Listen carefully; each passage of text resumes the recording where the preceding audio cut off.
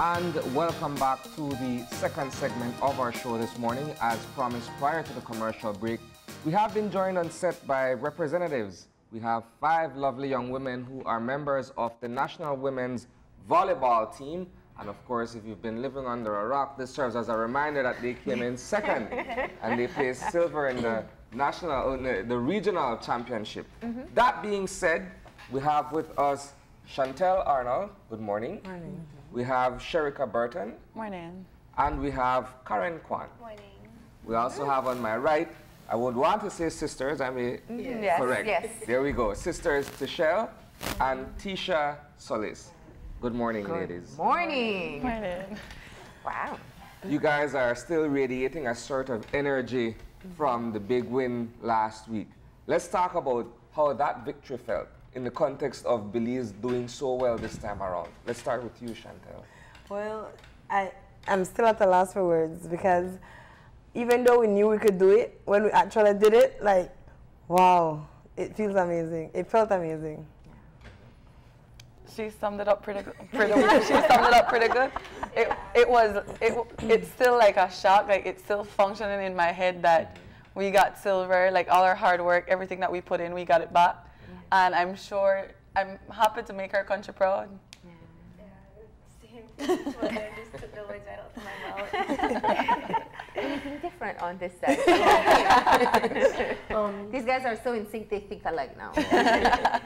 No, but the fact that we only missed the goal by 1/10 of a point, 1/10 of a point. Into the gaps on It this side. says a lot, especially with us making history by beating Costa Rica. I mean, that's the quote-unquote powerhouse for Central America, so Yeah. it made the victory even sweeter. Yeah. Nice. And yourself? I mean, it's honorable. We came all the way from the bottom to the top. I still consider it top. Yeah. So I feel great about that. It's very emotional. Every time I think about it, I still catch cold feet and my eyes tear up. So, yeah.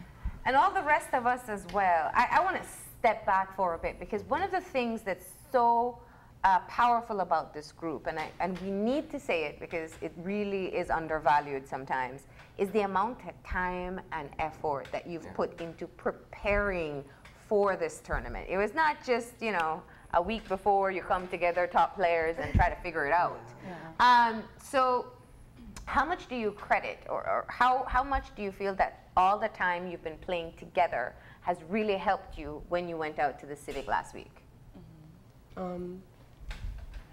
Remember in the 5th set when we were down Which game? 11 for the Guatemala game, 11-13, Oh, okay. 11-13, our coaches started to do simulation drills with us, whereby we would be in the lead and we'd have to maintain the lead to win, or we'd start off being down and we'd have to catch up and finish the game. I think that is one of the many drills that they instilled on us that helped us mentally prepare, physically prepare. Simulation drills. Wow. And if you lose, you have penalty. Yeah. So it's either maintain your lead and win the game, or come up from behind and win your game. And if you don't win your game. And I'm sure when they did that in practice, you were like, come on, coach. You know, if we're winning, right? Yeah. But it worked But it for that Guatemala definitely game. worked. Everything we endured for those very long months, 6 days a week, twice a day. It was almost a year you were working together, right? Almost? Yeah. Yeah. It was definitely worth it. We definitely cried in practice, and well, we cried off the court too, but it was tears of joy. Why does it seem that despite having to face Costa Rica and having beaten Costa Rica the night before, it felt for whatever reason that the Belize-Guatemala match was the most anticipated of the entire tournament? Why did it feel that way? Anybody? Well, like, I hear a lot of people saying when it comes to Guatemala, Belize takes that very seriously. No matter what sport or what event, they take it seriously. So we kind of expected that the stadium would be full, specifically on that day. Did it add more pressure? I wouldn't say pressure, but the anticipation, like wanting to win and making sure that this is a good turnout. Yes. Yeah. No pressure on the side. Everybody was in there. You took us to a 5th set and we're like, no, this can't happen. Biter. I don't think there was pressure for us. Yeah. We were amazed by the turnout. I mean, we expected it to be full, but that was rampant. Yeah. And so looking up, seeing all those Belize flags out there, and when there was a person on the side hyping up the team and hyping up the crowd, and at one point, like, we were screaming at each other in the court, and you still couldn't hear each other. Yeah, it was loud. It was loud. So I want you to take me back because, you know, you had some time to digest, which probably there's still a lot more to digest. But what are your own personal highlights of the different games that you played? You know, let's start here. Well, I'm actually second libero of the team, so the other libero had more play time than I did. But I guess my highlight would have been the Panama game that I played. It was nerve-wracking. It was, I was shaking. Playing in front of my home country, they're expecting so much from you. Yeah. And some of them don't even understand the game, but once you make a mistake, they're on you. And at the same, we have 3 coaches, but everyone in the gym was a coach. Because by the time you got home, everyone's telling you about your mistakes or how well you did. Even if they don't understand the game, they're coaching you. So, but it was a glorious moment for me to play home. Yeah, yeah. Personal highlights over here? Okay, well, I will forever remember that El Salvador game, and like I tell the team, I'll forever curse El Salvador because had it not been for that game, we would have had the goal. And in this El Salvador particularly, I made 2 crucial mistakes. Like, I think it was 14-13 in the 5th set when I went to serve, and I served in the net, and I was like, oh, damn. Anyway, that's one. And then I think, I can't remember the other one, but I know service was crucial for me because that kept playing. For some reason, every time the game is close, I'm on the service line. That's true. And I know everyone in the stands is like, just get it over, Shant. Just get it over. Which I imagine in practice is no big deal. Like, you do it all the time. Exactly. So then I don't know why the service was, why I had so many service errors, but I know particularly when the game was close and I'm on that line, I just got it over. After the El Salvador game, I didn't want to repeat. So Yeah. I can do the same. It was the same El Salvador game where I had made crucial errors as well. I think it was with my setting. They had called that double contact in the times when I set. So, and it was a really close game. It was in the 5th set as well, I believe.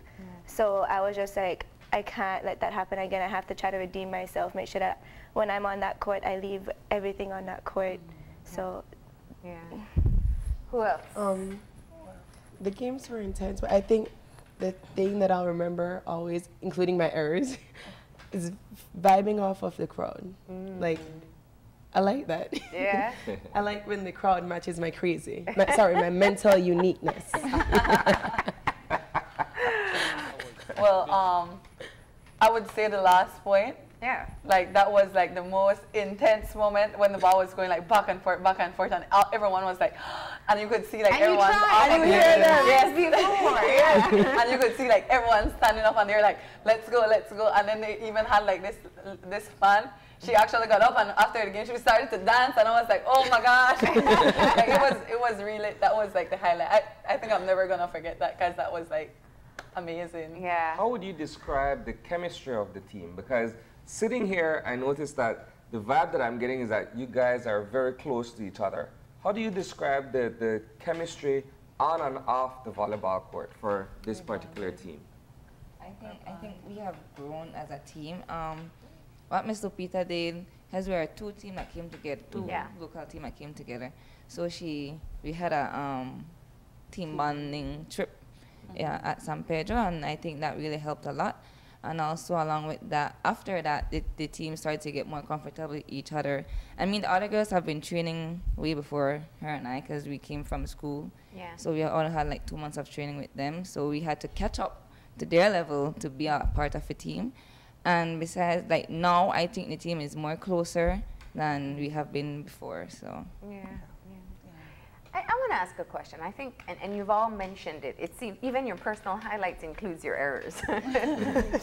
What is it like? You know, you mess up a play, you don't deliver on your serve, you spike out of bounds, you just didn't react in time when the ball came at you, and you have an entire,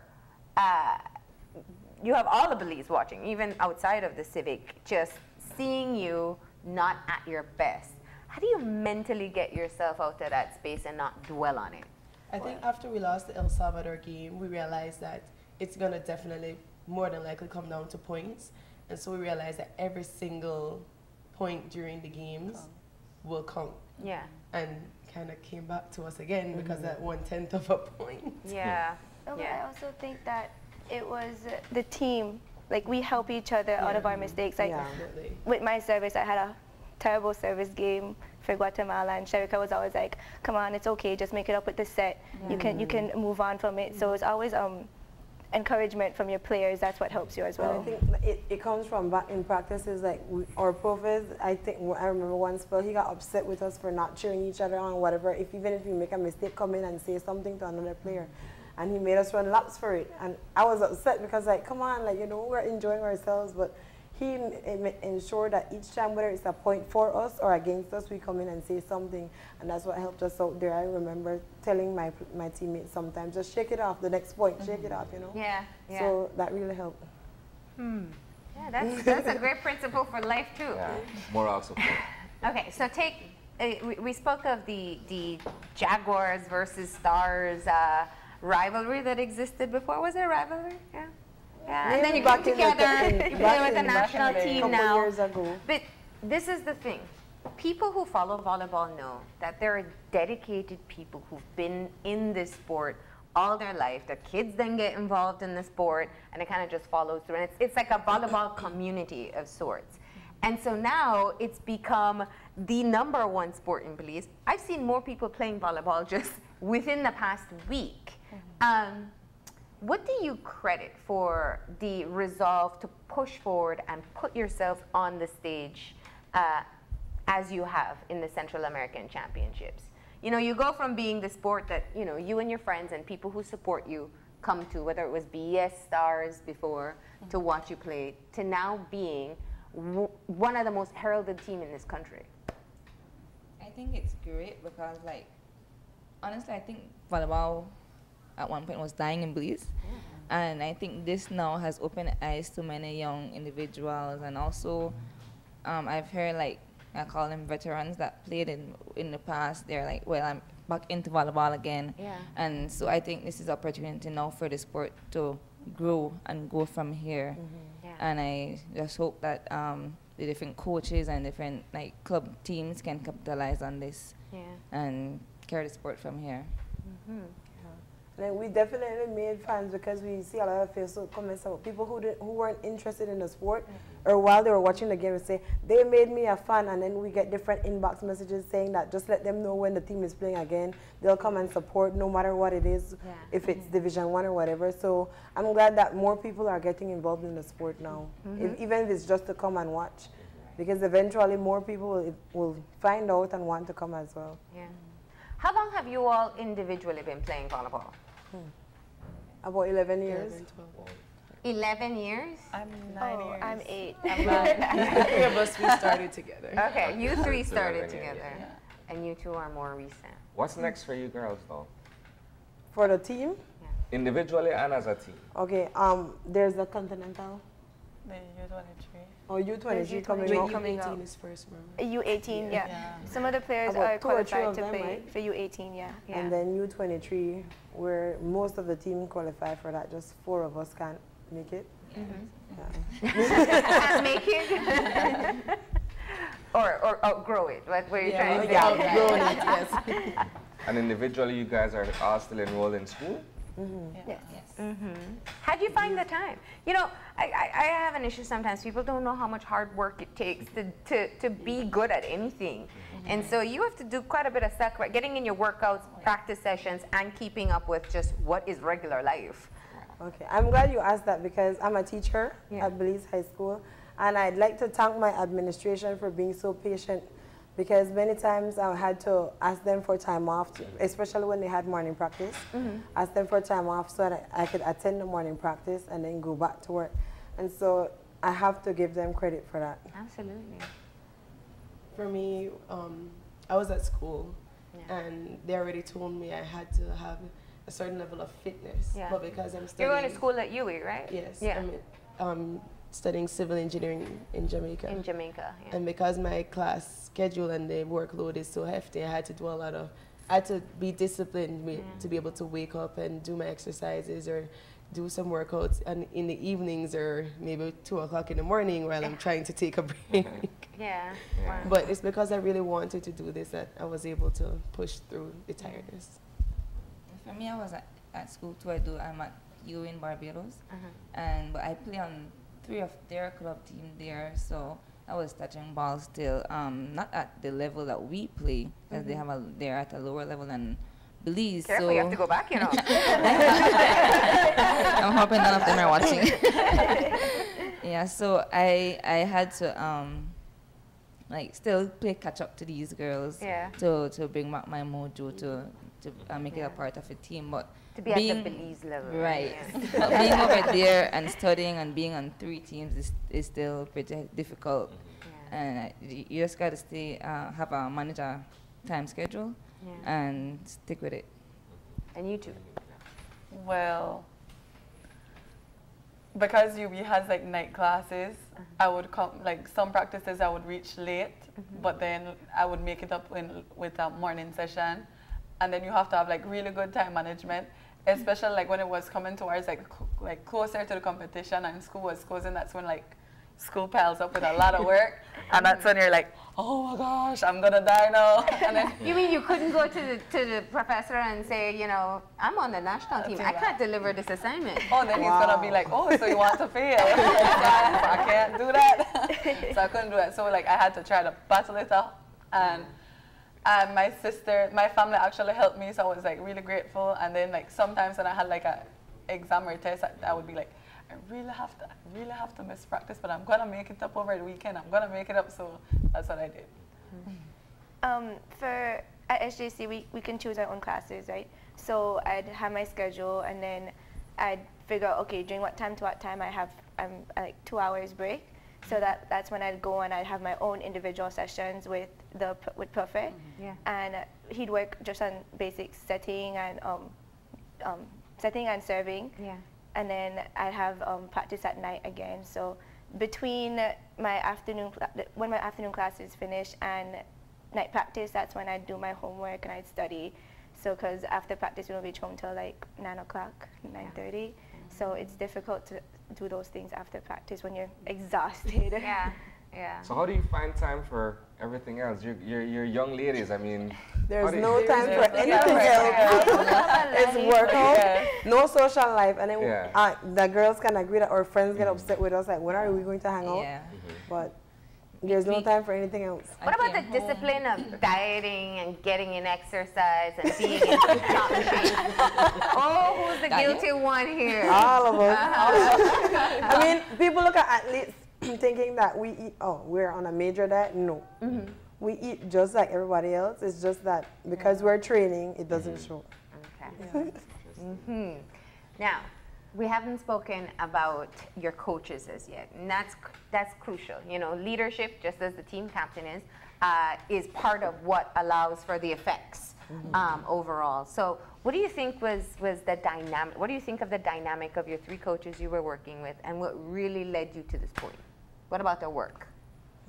Was it the compassion? Was it the discipline? Did they crack the whip on you? Well, each one of them have their different coaching styles. Okay. And we have Prof. Lamenta, who's more laid back. Prof. Delo, who's the one with the whip. And Mr. Peter, who comes in. I think she's the in-between. Stern when she needs to be. And, I mean, what's your style? What do you prefer? I prefer to be, I like the whip. You like the whip? Too, yeah. If I'm slacking, I don't mind the whip. I like keeps everybody. If we're slacking, I like the in-between. I like the in-between. Because sometimes he pulls out the whip when you're working hard and like, what else can I do, you know? More. I feel like we're pushing hard and he's like, you're not giving your all, and we're like, what? Like, I just killed myself on that drill. That's true. So which win was bigger for you, Costa Rica or Guatemala? So Yeah. That's a very good question. I think if we have to separate it, all right. If you're only talking about volleyball, Costa Rica is the bigger win because that's history. Yeah. But if you bring in the Belize side, then you know we're always happy to tell Guatemala to just like scoot scoot. Nobody has a definitive preference. No. You know, the images after that Costa Rica game, well, I guess you're right, because then when I think of the Guatemala reaction, it was also a really lively one as well. But we saw real veterans in Costa Rica just, I mean, after the Costa Rica game, just overjoyed, like we could not believe it happened. And I guess for people who don't follow volleyball, they won't understand it as much. Yeah. Did you ever have doubts in the Guatemala game that you wouldn't be able to deliver? No. Strange, exactly. Strangely, no. So it's just your fans being overly nervous? That's what it was? I think like majority of the fans just saw, oh, Belize is going to lose to Guatemala, or oh, Belize just won to Guatemala. But honestly, like in the third set, I had already, when we lost the third set, and I already know, oh, we might have lost the goal. And the youngest player on the team then turns to me and say, Tish, so where does this put us in ranking? I told her, I don't care. We just need to beat Guatemala. So that was just like, after the third set, that was my purpose. I didn't have any doubts. Yeah. I just wanted to beat Guatemala. I don't care if it took 6 sets. I just wanted to beat Guatemala. I don't know where you're going to find the energy, but and your fans are going to be mute because they were screaming so loud. And I want to hear about these fan moments, though. So now everybody knows your name, knows who you are. You guys won individual awards: best setter, best attacker, best scorer, as well. Best opposite. You know, so you have little girls coming up to you. You have grown people coming up to you. They're your #1 fans. What's that like? What's been some of the cute moments, cool people moments? just pulling you, like, literally pulling you, and pulling you there, and pulling you. I'm like, wow, okay, take your time, guys. Like, I have limbs that I can break. expected that at the game, right? After the game and everything, but after the tournament was over and you're on the streets now, a taxi guy pulled up and he showed me a picture he took of me and saying that, you're one of my fans. I was like, okay, here's some celebrity life. For me, the cutest moment, like, I was in awe. I was like really, like, I wanted to cry. They had like this little boy who came up to me and his dad was like, my son wants to kiss your hand. And then he took my hand and he kissed my hand. I was like, oh my gosh, it was so cute. And he was so adorable. I had to back him. I was like, oh my gosh. That was really adorable. So cute. Yeah. Well, for me, it was a similar encounter. I was working and this little girl came up to me and she's like, I see you on TV. I'm like, really? And she's like, yes, you made to play volleyball. And her mom came up to me and her mom was like, she was just so amazed at the games and she loved it and she's in love with volleyball now. And like, to me, it touched me to see that a 6-year-old girl recognizes me off of TV and she wants to play now. I asked her, do you want to play volleyball now? She said yes. And it warms my heart to be like, I impacted her life that way. Yeah. Tell us your fan moment. Yes. I think it Last was, one left. It was after the Guatemala game when this little girl came up to me and she was like, I want to be mad just like you. Mad? Like mad on the court. And that brings me, I love that that's what you pointed out, because that brings me to my final question at least. You know, sports for development in Belize is one of the areas that we still struggle with. You all know that. You were able to play in primary school, high school, just with those teams, but we're not really nurturing as much as we should the younger ones coming up into moving into sports. Women in sports is also a challenge. Most sports in Belize, you'll have women who speak of being undervalued, not being given enough time to compete, or whatever the challenges may be. What do you hope after this win? Because it's a win for all of us. Yeah. Will change, whether in sports, in volleyball, or for young girls who have athletic aspirations? Well, I see, like, after this win, I've seen like I think it's under 15 football team just got some medals or something, and then the young lady, the cyclist that got second place, and then the little girls that the youngest that scored a goal and the youngest that got a hat trick or something. Yeah. So I'm like, wow. I don't know if it's our win that did that because I don't think it's giving them recognition, right? Though, yeah. Right, but I think that because of our win, people are seeing them more, and that's what I appreciate a lot. Yeah. That's a good answer. Anybody else? For the little 6-year-old that came up to you, what do you hope is going to be different from her than your journey? I hope that she get the opportunity, because a lot of us started young, right? But not as young as 6 and 5 and 3. I hope that kids that age get the exposure that we got at this later age. All right. And with that, we're going to wrap up the segment, and we'll give you a chance to say thank you, shout out to whoever you want. You deserve the airtime. Who do you want to big up or say kudos to? Well, definitely, like I mentioned earlier, my admin, the staff members at BHS, because whenever I have to go, you know, somebody has to take over. And I have my co-workers that are always there to help. Shant's no worry, we are do it, you know. My family, definitely, because even though they complain about, oh, you need to make time for this, you need to make time for that, they still understand my love for the sport. My friends, definitely, because like you asked earlier, we didn't have a social life, but now they understand. And everybody else, all the supporters, whether you made it known to us or not, the BVA for all the hard work, Ms. Lupita, definitely everything you've done for the team and for us. And whoever contributed in whatever way, I don't want to forget anybody. Thank you very much. We appreciate it. Yeah. I would like to thank God first, because if you notice, after a game and before a game, we always pray. So we have to thank God for, He made this possible then. I would like to thank everyone who supported us, all our fans, because we're popular right now, so our fans. I would also like to thank my family, my mom, my dad, my stepmom, everyone. I don't want to call out individually, because then if I forget someone, then you know. You're not trouble. So, yes. Then our coaches, Mr. Peter, Prophet Lamont, and Prophet Delio. Also would like to thank BVA and BVA President, especially Miss Nicole, because Miss Nicole played a really major role in this, so we are grateful for her. Manager, right? Yes, she's our manager. AKA marketing, AKA everything. She's the soccer mom version for volleyball. Yes, she is. She is. And then her 2 daughters play too, so she has to juggle all of that. So I would just like to thank everybody in general, because I don't want to forget anyone, so I did it just now.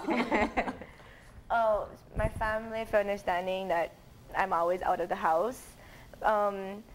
The fans, the supporters, the sponsors, our coaches, everyone who has contributed to us in any way. I have to thank God again. Good person that is.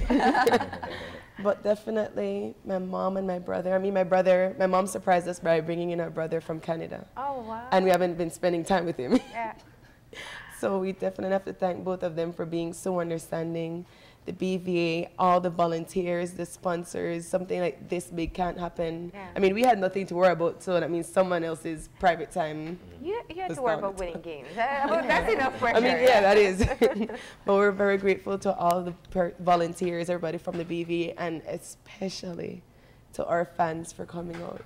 I mean, especially that last point, you guys have no idea how much the fans affected Guatemala, which was great for us. Thank God, first of all. You got me through many challenges. I like that my mom, I know you'd be like to see me this summer. I apologize. I'll make it up sometime. My family, who has been by our side, we have missed so many family events. It's not funny. I'd like to thank my friends back in Barbados. They have been following. I still love you guys. The BV, our coaches, Mr. Peter, Ms. Prophet Delio, Prophet Lemonta, even Soup, Banky, Mr. Larry, Michelle Madine. These are all coaches, behind the scene coaches, guys. They play a major role in our training and in our development. The fans of Belize, you've been great to us. We very much appreciate it. This is the type of support that we've been looking for and that we needed. So thank you. And thank you too. We appreciate all the hard work that you put in, and we all enjoyed watching you on your successful journey through this particular competition, and thank you for keeping the sport alive as well. So with that, we are going to go ahead. You have your motorcade. We do have to remind people the motorcade starts at 2:30 from the Marion Jones. That's right. So people can come out with their flag, get a picture of you. Maybe you'll have to, you know, they'll kiss your hand again or something. I don't know. Right? But do enjoy your moment. You've worked hard for it, and we are proud of you. We're going to go ahead and take a break, and when we come back, we'll be talking about the upcoming St. Bite Day. So stay tuned.